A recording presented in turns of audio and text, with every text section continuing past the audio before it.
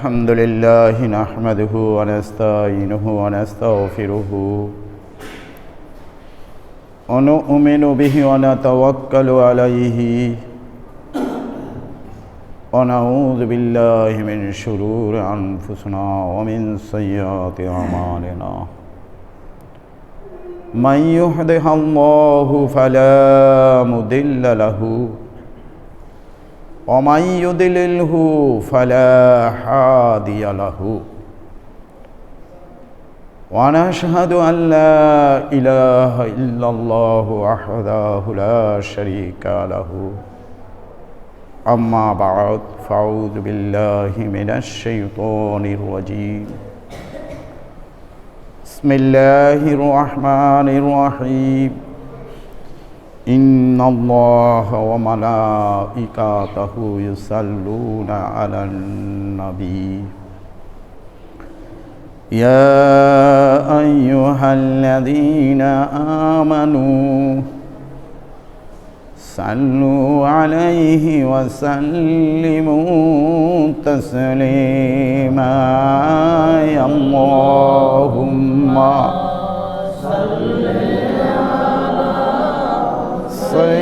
سيدنا مولانا محمد وعلى آل سيدنا مولانا محمد اللهم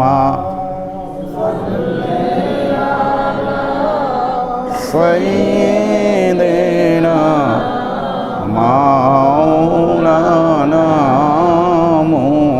محمد وعلى آل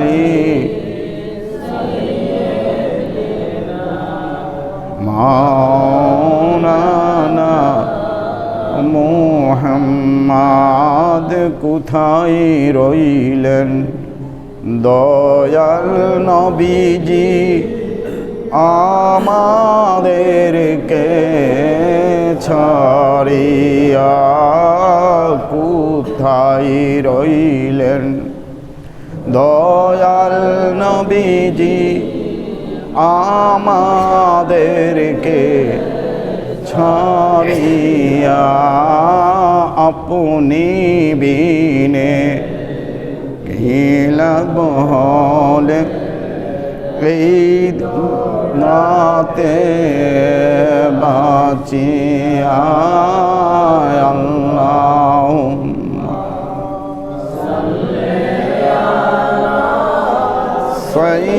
সাইয়্যিদিনা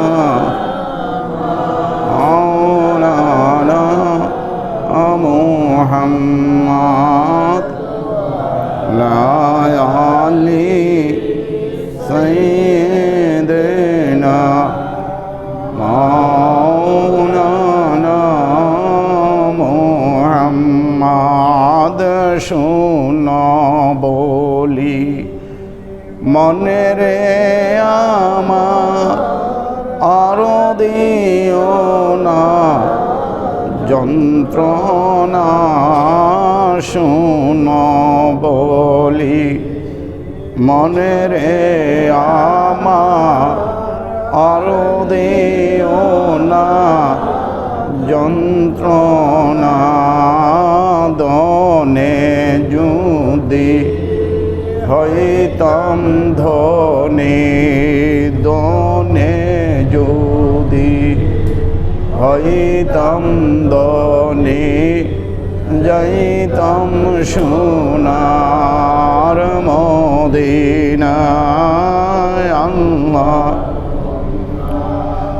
সাল্লি আলা সাইয়্যিদিনা মাওলানা মুহাম্মদ ওয়ালা আলি সাইয়্যিদিনা মাওলানা মুহাম্মদ লা ইলাহা ইল্লাল্লাহ লা ইলাহা ইল্লাল্লাহু লা ইল্লাল্লাহু লা ইলাহা ইল্লাল্লাহু লা ইলাহা ইল্লাল্লাহ লা ইলাহা ইল্লাল্লাহু মুহাম্মাদুর রাসূলুল্লাহ সাল্লাল্লাহু আলাইহি ওয়াসাল্লাম। আলহামদুলিল্লাহ, দেখতে দেখতে আমরা জমাদিউল উখরা অর্থাৎ জমাদিউল সানি মাসও প্রায় শেষ দিকে পড়ে গেছে। এরপরের মাস আসবে রজব, এরপরে শাবান, এরপরে আবার এক বছর ঘুরে চলে আসতেছে রমজানুল মুবারক। এই যে পরিবর্তন হচ্ছে, কিন্তু প্রশ্ন হলো যে আমরা কি আমাদের জীবনের পরিবর্তন কতটুকু করতে পেরেছি, আমরা জীবনের পরিবর্তন করেছি কি না। কোরআনে কারিমের মধ্যে আজকের খুতবায় মুসান্নেফ রহমতুল্লাহ আলাই এই খুতবা যিনি লিখেছেন, তিনি কোরআনে কারিম থেকে যে আয়াতে কারিমা এনেছেন, আমি আপনাদের খেদমতে সেই কোরআনে কারিমের কিছু বিশ্লেষণ আলোচনা করব। আল্লাহ যেন তৌফিক দান করে। সকলে বলি অমা তৌফিকু ইল্লা বিল্লাহ, আল্লাহুম্মা আমিন। বিসমিল্লাহির রহমানির রহিম। আল্লাযী খালাকাল মাউতা ওয়াল হায়াতা লিয়াবলুয়াকুম আইয়ুকুম আহসানু আমালান। আল্লাযী খালাকাল মাউতা ওয়াল হায়াতা লিয়াবলুয়াকুম আইয়ুকুম আহসানু আমাল ওয়া হুয়া আজিজুল গাফফার। এই আয়াতে কারিমার মধ্যে সূরা মুলুকের এই আয়াতটুকু তিনটা জিনিস কোরআনে কারিমের মধ্যে আল্লাহ রাব্বুল আলামিন তিনটা জিনিস ব্যাখ্যা করেছেন একটা আয়াত দিয়ে। প্রথমে বলেছেন আল্লাযী খালাকাল মাউত। এই আল্লাযী কে? যিনি মউতকে সৃষ্টি করেছেন, সেই যিনিটা কে? সেই যিনি হলেন আমার আল্লাহ, যিনি মাউতকে সৃষ্টি করেছেন। এখন দ্বিতীয়বার উনি বলেছেন কি ওয়াল হায়াত, এবং শুধু মউত না, হায়াতও তোমাদের সৃষ্টি করা হয়েছে। মুহাক্কিকিনগণ এই আয়াতের মধ্যে একটা প্রশ্ন করেছেন যে মউতকে কেন আগে আল্লাহ রাব্বুল আলামিন নিয়েছেন?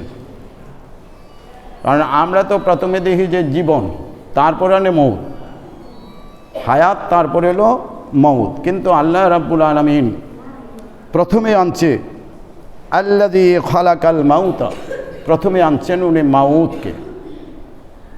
মাউতকে কেন এনেছেন? তারপরে বলেছেন ওয়াল হায়াত। মউত এবং হায়াতকে এনেছেন কেন? লিয়াবলুয়াকুম, তোমাদেরকে পরীক্ষা করার জন্য, ইমতিহান করানোর জন্য। লিয়াবলুয়াকুম, তোমাদেরকে পরীক্ষা করানো হবে, পরীক্ষা দেওয়ানো হবে। কিসের? আহসানু আমাল, আইয়ুকুম আহসানু আমাল, তোমাদের মধ্যে কে নেক আমল করে। হায়াত এবং মউত তোমাদের পরীক্ষার জন্য আনা হয়েছে। তো পরীক্ষায় পাশ করতে হলে পাশ কি দিয়ে করবে? আইয়ুকুম আহসানু আমাল, কোন ব্যক্তি নেক আমল করে। এই যে হায়াত এবং মউত এবং নেক আমল করা, এই তিনটার সাথে কি সম্পর্ক? মাউত, আমরা যখন সৃষ্টির আদিকে চিন্তা করি, আমরা একটা নাপাক পানির থেকে সৃষ্টি হয়েছে, নুতফা যাকে বলা হয়, কোরআনের ভাষায় নুতফা বলা হয়েছে। আমাদের অনেকে তো গড়পড়তা বলে ফেলেন যে আমরা সব মাটির তৈরি। না, আমরা সবাই মাটির তৈরি নয়। আদম আলাইহিস সালামকে আল্লাহ রাব্বুল আলামিন মাটি দিয়ে সৃষ্টি করেছিলেন, এটা ওনার কুদরতি হাতে সৃষ্টি করেছিলেন। কুদরতি হাত দ্বারা হজরতে আদম আলাইহিস সালামকে সৃষ্টি করেছিলেন, আমাদেরকে না। আমাদের সৃষ্টিটা আল্লাহর হুকুমে মা বাবার সংমিশ্রণের ফলে একটা নুতফা দ্বারা তৈরি হয়েছে। হজরত ঈসা রুহুল্লাহ আল্লাহর কুদরতিভাবে আল্লাহর নির্দেশে হজরত জিবরাইল আলাইহিস সালাতু ওয়াস সালামের মাধ্যমে একটা ফুর মাধ্যমে মরিয়ম আলাইহিস সালাতু ওয়াস সালামের গর্ভে গিয়েছিলেন। তাহলে আপনারা এই পর্যন্ত কয়টা জিনিসের কথা সৃষ্টি পেয়েছেন? 3টা।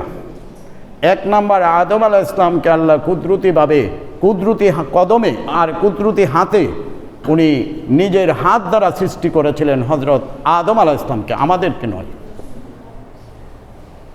আর আমরা সৃষ্টি হয়েছি আদম আলাইহিস সালামের সন্তানেরা, আদম আলাইহিস সালাম এবং হাওয়া আলাইহিস সালাতু ওয়াস সালামের সংমিশ্রণের ফলে। আর আমরা সৃষ্টি হয়েছি আমাদের মা বাবার সংমিশ্রণের ফলে, এটাকে বলা হয় নুতফা। আর হজরতে ঈসা রুহুল্লাহ ঈসা আলাইহিস সালাতু ওয়াস সালাম সৃষ্টি হয়েছেন আল্লাহর পক্ষ থেকে। জিবরাইল আলাইহিস সালাতু ওয়াস সালাম মরিয়ম আলাইহিস সালামের রেহেমে প্রেরণ করেছিলেন জিবরাইলের ফুর মাধ্যমে। কারণ কুরআন শরীফ আল ইমরানের মধ্যে স্পষ্টই উল্লেখ করা হয়েছে, যখন শুভ সম্পাদটা মরিয়ম আলাইহিস সালাতু ওয়াস সালামকে দিয়েছিলেন যে তোমার গর্ভে একটা সন্তান হবে, তার নাম ঈসা ইবনে মাসিহ হবে। হজরত মরিয়ম আলাইহিস সালাম বলেছিলেন, আমাকে তো কোনো পুরুষ টাচ করে নাই, তো আমি কিভাবে মা হব? কোনো পুরুষ টাচ না করলে তাহলে কি করে মা হয়? হজরত জিবরাইল আলাইহিস সালাতু ওয়াস সালাম বলেছিলেন যে এটা আল্লাহর কুদরত, আমাকে প্রেরণ করেছেন ঈসা রুহুল্লাহর রুহুর তোমার গর্ভে আমার ফুর মাধ্যমে চলে গিয়েছে। সুবহানাল্লাহ। সব জায়গায় একভাবে আয়াতকে ব্যাখ্যা করা যায় না। আর আমরা মানে আদম আলাইহিস সালাম মাটির থেকে সৃষ্টি হয়েছে এই সূত্র ধইরা একেবারে পুরা যেগুলো রাসূল পর্যন্ত মাটির তৈরি বলে ফেলে। AB+ আমরা পড়ছি না জ্যামিতির বীজগণিতের সূত্র, আমাদের তো সূত্র মুখস্থ ছিল, তো ওই সূত্র ধরে বলে ফেলে যে আদম আলাইহিস সালাম থেকে আমি আসছি, আমার কি আমিও মাটির তৈরি। নো, আমি কেমনে মাটির তৈরি হইলাম? আমার বাবা মা যদি মিলিত না হতো আমি সৃষ্টি হতাম না।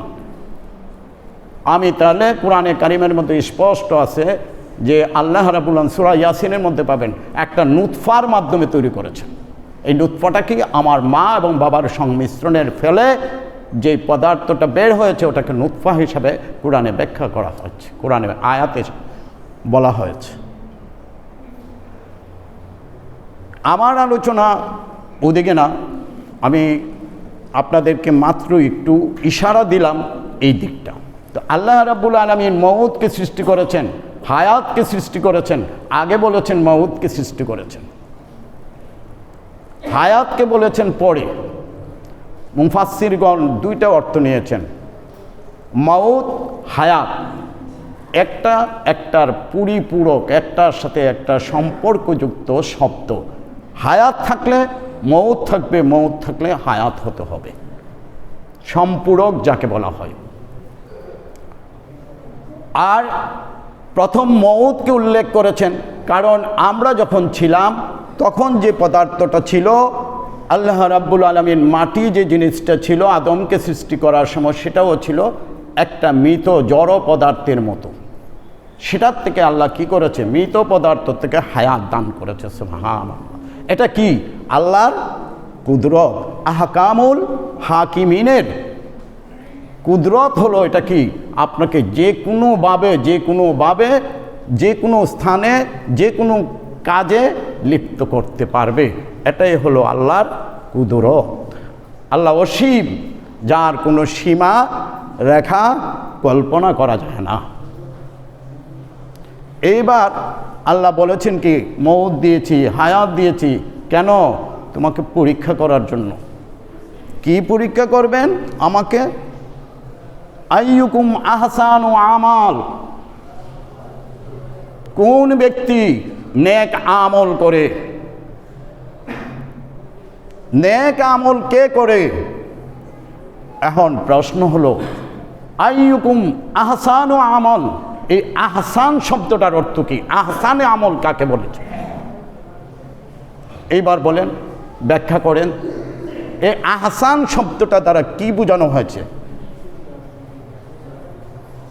আমি যে কাজটা আমার ইসলামী শরীয়ত সমর্থন করে না, ওইটা আহসানের সংজ্ঞার মধ্যে পড়বে না। যেই কাজটা শরীয়ত সম্মত হবে, শরীয়ত স্বীকৃতি দেওয়া আছে, ওই কাজটা হলো আহসানে আমল। আর এক কথায় যদি বলি, আমার রাসূলের জীবন আদর্শ, সুন্নতে রাসূল হলো আহসানে আমল। এখন এই আহসানে আমলের মধ্যে কি করব আমি তো আমরা যারা এখানে সমস্ত ভাইরা হাজির হয়েছি সবাই মুসলিম। মুসলিমের পরিচয় কি? ঈমান, আমার রাসূলের প্রতি ভালোবাসা, রাসূলকে আমি বিশ্বাস করে তার রিসালাতকে বিশ্বাস করি। আজকে মসজিদে হাজির হয়েছি জুমার নামাজ আদায় করার জন্য। এটা কার সুন্নত? আমার রাসূলের সুন্নত। আমি জুমার নামাজ আদায় করার জন্য মসজিদে হাজির হয়েছি। কার এটা? সুন্নতে রাসূলের ইত্তেবা করার জন্য, তাবেদারি করার জন্য, অনুসরণ করার জন্য, অনুকরণ করার জন্য।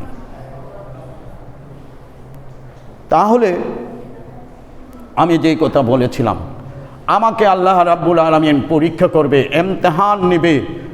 হায়াত মউত দিয়েছে, আবার হায়াতের পরেও আর একটা মউত দিবে। সব কিছু কেন করেছেন? আমাকে পরীক্ষা করার জন্য। আর পরীক্ষায় যে পাশ করবে সেই তো, এটা আবার সিরিয়াল আছে, 1 নাম্বার 2 নাম্বার, আমাদের প্রাইমারি স্কুল থেকে হাই স্কুল ইউনিভার্সিটি পর্যন্ত পরীক্ষারও একটা সিরিয়াল আছে, আপনি কত মার্ক পাইছেন। এখন আপনাকে প্রথমে মনে রাখতে হবে, নবীর সুন্নত তরিকার মধ্যে সর্বপ্রথম তরিকা, সুন্নতের মধ্যে সর্বপ্রথম ঈমানের পরে যে সুন্নত, সেটা হলো নামাজ। এই জন্য বলা হয়েছে নামাজ আগে কায়েম করতে হবে। আমার এখানে কোনো কি কেন পড়ব না, দায়মি কায়েমি ওইসব কোনো শব্দ আল্লাহ সৃষ্টি করে নাই। নামাজকে আমার রাসূল প্রথম কায়েম করেছেন ঈমানের পরে। এর উদাহরণ আমি আপনাদেরকে দেব। সাহাবায়ে কেরাম যখন দলে দলে মদিনা শরীফ এবং মক্কা শরীফ থেকে মুসলমান হওয়া লাগলেন, একজন প্রথম তো খুব 3 বছর পর্যন্ত গোপনে আমার রাসূল ইসলামকে প্রচার করেছেন। কিভাবে? গোপনে।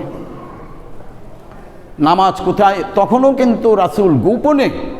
দেখেন, আমরা সামান্য একটু 19 থেকে 20 হলে নামাজ ছাড়া দিয়া কামের মধ্যে হায়াতে জিন্দিগি কাজে লাগানোর জন্য ছুটাছুটি করি। আমার রাসূল এত অনুকূল অবস্থা নয়, প্রতিকূল অবস্থার মধ্যে বাহিরে নামাজ পড়া যায় না। কাফেররা জানলে নামাজ যারা পড়ে রেখে মেরে ফেলবে, সেই অবস্থায় আকরামার ঘরের মধ্যে রাসূল নামাজকে কায়েম করে দিয়েছেন। কি বলেন? ইতিহাস বলেন, ঠিক কিনা? আকরামার ঘরের মধ্যে নামাজ কায়েম করে দিয়েছেন। তখনও হযরত উমর মুসলমান হয় নাই। হযরত উমর তখনও মুসলমান হয় নাই, কিন্তু নামাজ তিনি কায়েম করে দিয়েছেন। আকরামার ঘরের মধ্যে কোথায়? বাইতুল্লাহ শরীফ যাইতে পারে না, কাফেররা কি করবে? আক্রমণ করবে। এই জন্য উনি গোপনে কোথায় নামাজ কায়েম করে দিয়েছেন? আকরামার ঘরের মধ্যে। দেখেন ইতিহাস খুলে, হাদিস খুলে দেখেন। এরপরে হযরত উমরে ফারুক রাদিয়াল্লাহু তাআলা আনহু যখন মুসলমান হলেন, আমি ইতিহাস যাব না, আমি জানি ওদিকে কীভাবে হয়েছে, ওই দিকে যাব না। হযরত উমরে ফারুক রাদিয়াল্লাহু আনহু মুসলমান হওয়ার পর বললেন, ইয়া রাসূলুল্লাহ, আকরামার ঘরে আর কতদিন নামাজ পড়বেন আপনি বলেন? আপনার মনে কি চায়? আমি আপনাকে রাসূল জীবন দিয়ে ভালোবাসি, আপনার মনের কথা বলেন, আপনার মনে কি চায় এটা বলেন। আল্লাহর হাবিব বললেন, উমর, আমার মনে তো চাই বাইতুল্লাহর ছায়ার মধ্যে নামাজ পড়ার জন্য, কিন্তু তোর জাতি আমাকে বাধা দিবে, আমি তো সেই জন্য যাচ্ছি না বাইতুল্লাহর ছায়ার মধ্যে নামাজ পড়তে। হযরত উমরে ফারুক রাদিয়াল্লাহু আনহু বললেন, ইয়া রাসূলুল্লাহ, আজকে থেকে নামাজ হবে বাইতুল্লাহর ছায়ার মধ্যে, আমার নবী ইমামতি করবে, আর আমরা মুক্তাদি সেজে কাবা শরীফকে সামনে রেখে নামাজ পড়ব। এটাই প্রথম কাবা শরীফের সামনের নামাজ। আর আজকে আমি আপনার দোকানের চাষটলের মোষে নামাজ পড়ি না। হায় হায়, আর তো আরেক দলের কথা বললামই না, অত্যন্ত ঘৃণা লাগে। নামাজ বাদ দিয়া কি বলে করে বুগিঝুগি, নামাজের রক্ত চলে যায়, আসে না। আল্লাহ যেন তাদেরকে হেদায়েত করে। নামাজের আহকাম যে ব্যক্তি ছেড়ে দিবে, কিয়ামতের ময়দানে তাকে দাঁড়িয়ে থাকতে হবে, জাহান্নামে সে যেতে হবে। এত সহজ না। ইচ্ছাকৃতভাবে নামাজ ছেড়ে দিলে সে কুফরি করল, কাফের হয়ে যাবে। ফতোয়া, ইচ্ছাকৃতভাবে যদি সে কোনো উজুর উপত্তি ছাড়া, কোনো কারণ ছাড়া, এবং সে যদি নামাজ রেগুলার না পড়া শুরু করে, সে কাফের হয়ে যাবে। ঈমান তার ভিতরে থাকবে না। ঈমানের আলো জ্বলবে নামাজের মাধ্যমে। আমরা তো নামাজই আজকাল ছায়রা দিয়া আলহামদুলিল্লাহ গুসলিংটি দিয়া দৌড়াই, সিলে কান নিচে গা ওই সিলের পিছনেই দৌড়াই। অত্যন্ত দুঃখ লাগে আমার। যেই কথা বলছিলাম, রাসূল বললেন, আমার তো মনে চায় বাইতুল্লাহর সামনে নামাজ পড়ার, বাইতুল্লাহর ছায়ায় নামাজ পড়ার।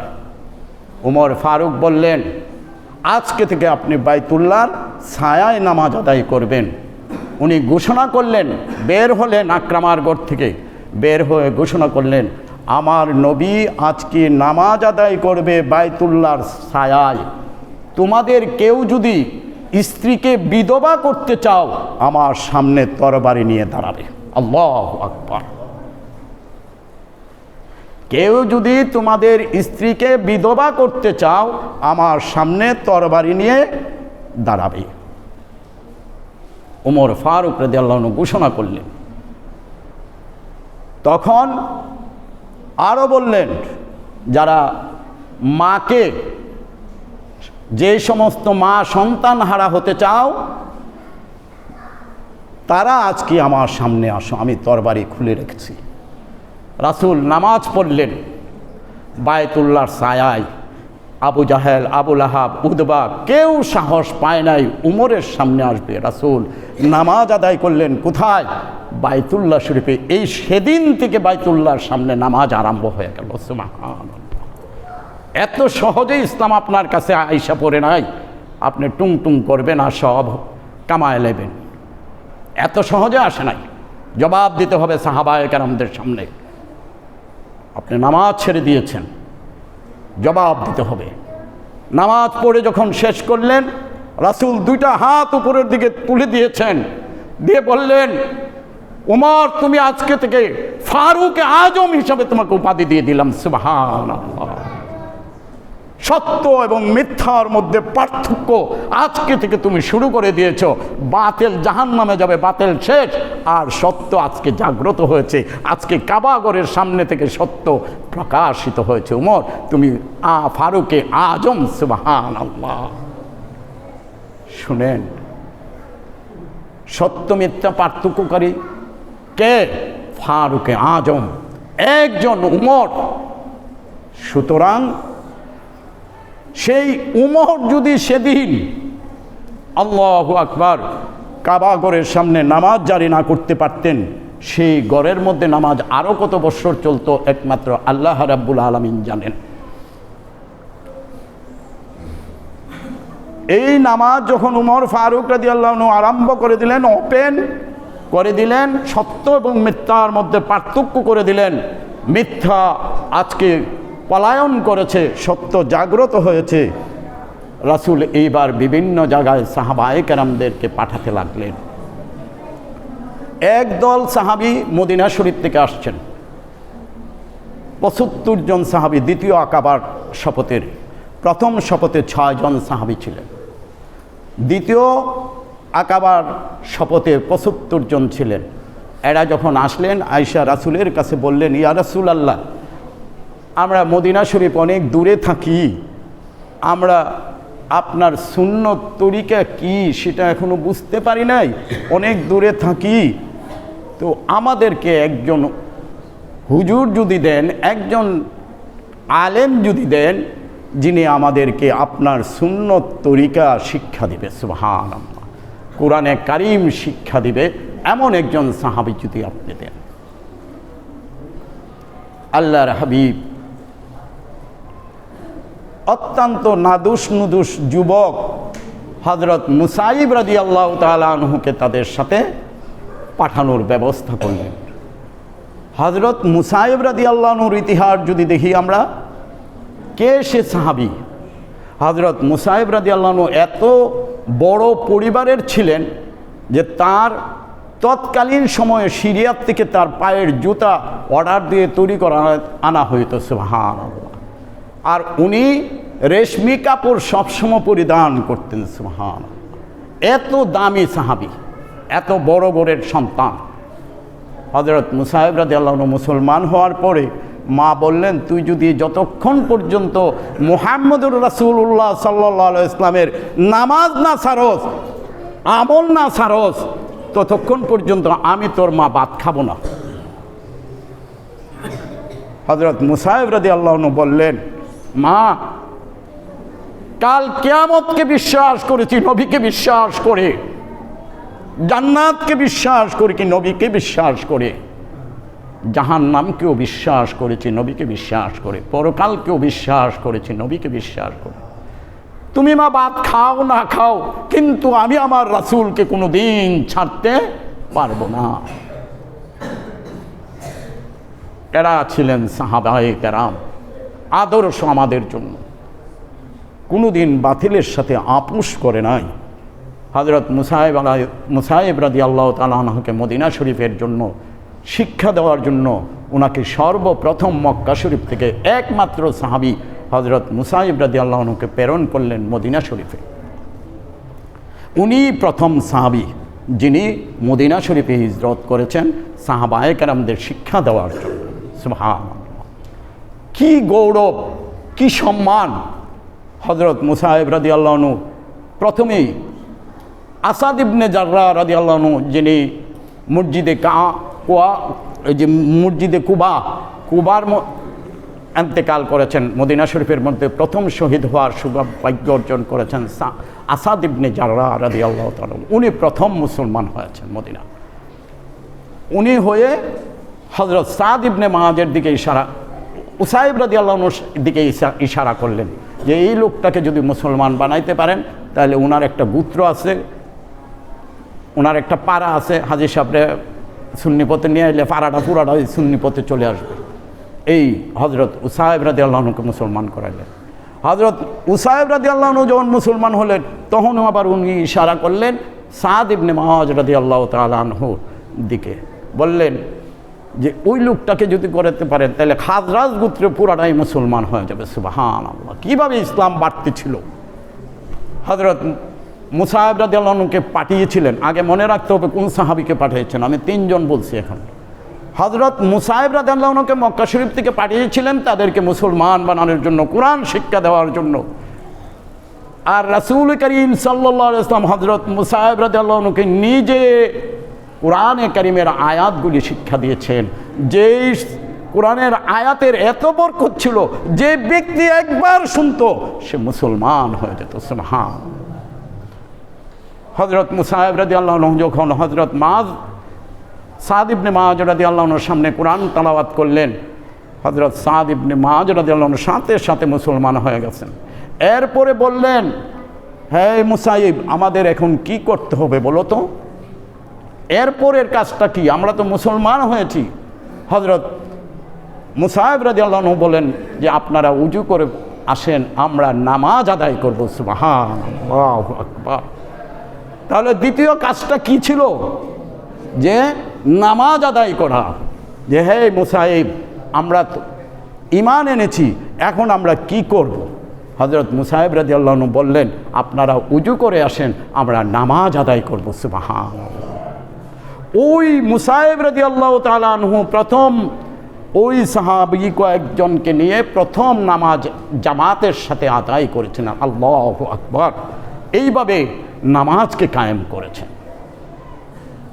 আমরা তো মনে করি যে ফজরের সময় লেপ মুড়া দিয়ে ঘুম দিই। বাবারে, দিন দিন না, দিন সামনে পড়ে আছে, জিন্দেগি পুরা সামনে পড়ে আছে।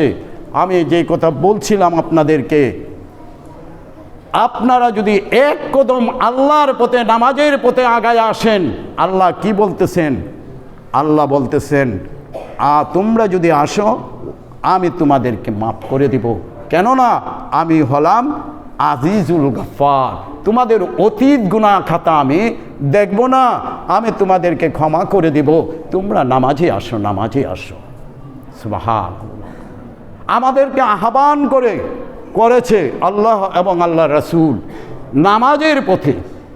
আর এটাই হলো আকীদার দিক থেকে প্রথম, যখন আপনি মুমিন হবেন, মুসলমান হবেন, মুসলমানের প্রথম কাজ হলো নামাজকে কন্টিনিউ করা, নামাজকে আদায় করা। এখানে কোনো বুগিবাদী নামাজের ক্ষেত্রে কোনো ফাঁকিঝুঁকি চলে না, চলবে না। ঈমান থাকলেই, মুসলমান হয়ে ঈমান থাকলে জান্নাতে যাওয়া যাবে না, হিসাব দিয়ে যেতে হবে। নামাজের জন্য আপনাকে ধরা হবে কিয়ামতের ময়দানে। কিয়ামতের ময়দানে প্রথম প্রশ্নটাই হবে নামাজের উপরে। কবরে 3টা প্রশ্ন হবে, সেটা ভিন্ন, কিন্তু আপনাকে কিয়ামতের ময়দানে নামাজের বিষয়ে, তোমার সময়গুলি কিভাবে কাটিয়েছো সেই বিষয়ে আপনাকে প্রশ্ন করা হবে। সুতরাং আমি আমার মুসল্লিয়ানদের কাছে বিনীত অনুরোধ করব, আপনাদের পায়ে হাত রেখে আমি বলবো, আজকেও যারা যুবক ভাইয়েরা আছো, যারা এখনও নামাজের প্রতি মনোযোগী হওনি, আমি বিশেষভাবে অনুরোধ করব, তোমরা যাই করো না কেন, আগে তুমি নামাজকে কন্টিনিউ করো, নামাজকে পরিশুদ্ধভাবে আদায় করার চেষ্টা করো। আর নামাজকে যদি তুমি পরিশুদ্ধভাবে আদায় করতে পারো, সেজদায় পড়ে যখন বলবে সুবহানা রাব্বিয়াল আলা, সুবহানা রাব্বিয়াল আলা, তখন আমার আল্লাহ ফেরেশতাদেরকে বলবে, সরা, আমার আর বন্দার মধ্যে যে পার্থক্য, হেজাব আছে, পর্দা আছে, ওই পর্দা টর্দা সরা, আমি আমার বন্দার সাথে এখন কথা বলবো। সুবহানাল্লাহ। আরে মুসার সাথে তো 40 দিন কথা বলছি, টাইম নির্ধারণ করা ছিল, এই টাইমে আইলে তুমি কথা বলতে পারবা, এই টাইমে না আইলে তুমি কথা বলতে পারবা না। আবার টাইম নির্ধারণ, সময় নির্ধারণ করা ছিল, আবার কত সীমিত বলা ছিল, এই কথার বাইরে তুমি আর কোনো কথা বলতে পারবা না। আরে আমি তো ওই বন্দার সাথে, যে বন্দা সাজদায় পড়ে আমার কুদরতি কদমের মধ্যে বলবে সুবহানা রাব্বিয়াল আলা, সুবহানা রাব্বিয়াল আলা, ওই বন্দার ব্যাপারে কোনো কি নাই, কোনো টাইম নাই, কোনো মেনশন নাই, কোনো কিছু নাই। সে যতক্ষণ বলবে সুবহানা রাব্বিয়াল আলা, আমাকে সম্মান দিবে, আমি মহান, সুউচ্চ বলবে, আমিও তাকে মহান ইজ্জতকারী হিসেবে আমি আমার বুকে জড়ায়া নেব, আয় তোরা নামাজে আয়।